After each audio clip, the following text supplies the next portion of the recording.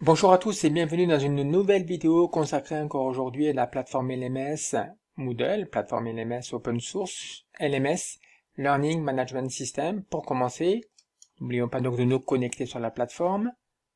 Login, mot de passe ici, je suis connecté en tant qu'administrateur sur la plateforme. Quand je clique ensuite sur accueil du site, je retrouve donc la page d'accueil avec les cours disponibles à l'instant T. Ok, je souhaite modifier donc créer donc une nouvelle activité donc sur Moodle. En l'occurrence ici, il faut que je active le mode édition pour pouvoir modifier les éléments de ma formation. Je souhaite créer donc une activité sur Moodle. Il faut que j'ajoute une nouvelle activité, une nouvelle ressource. Quand je clique sur activité, je retrouve donc l'ensemble des modules d'activité disponibles sur ma plateforme que j'ai donc activé.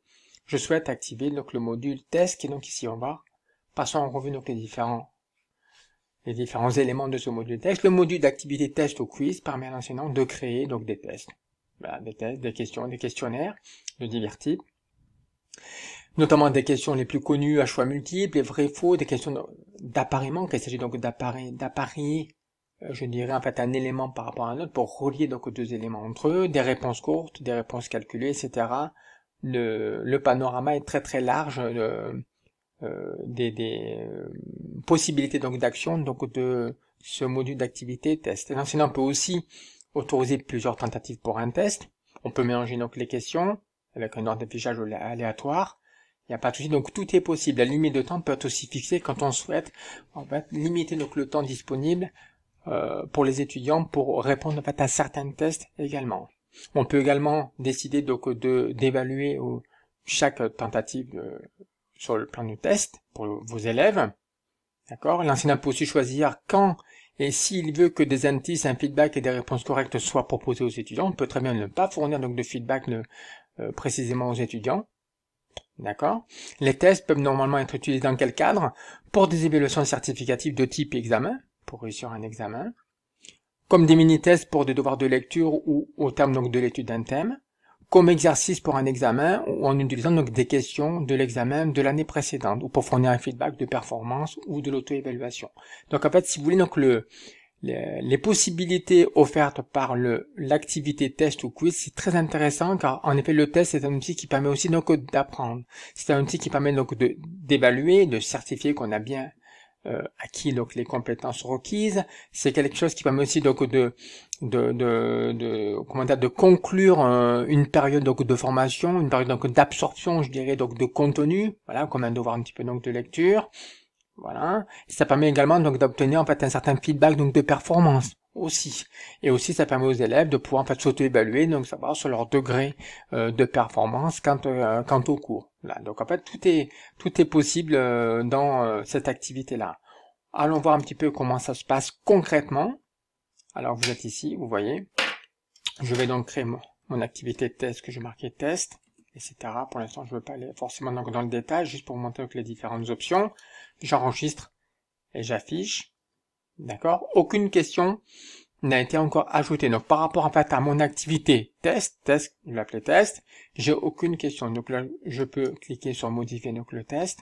Et donc là, je vais en effet retrouver tous les éléments en fait par rapport à mes différentes à mon test que j'ai appelé test.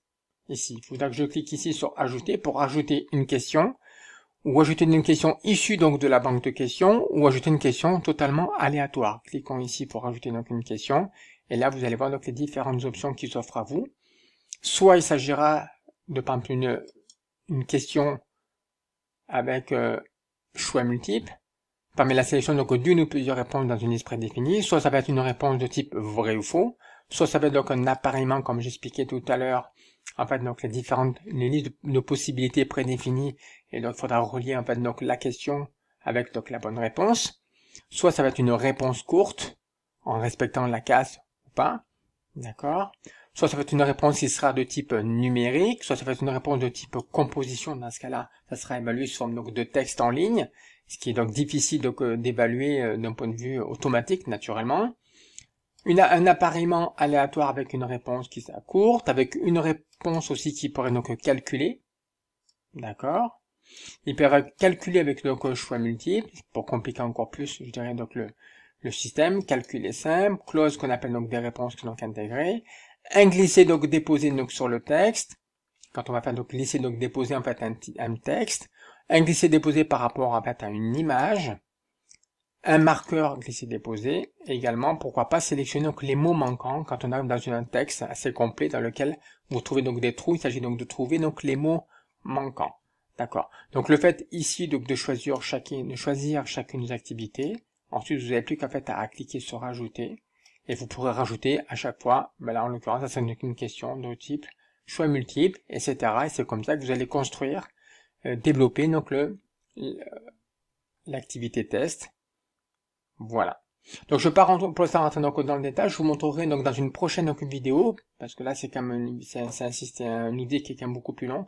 Je vous montrerai comment on créera donc tous les types donc de quiz et de tests concrètement parlant. D'accord?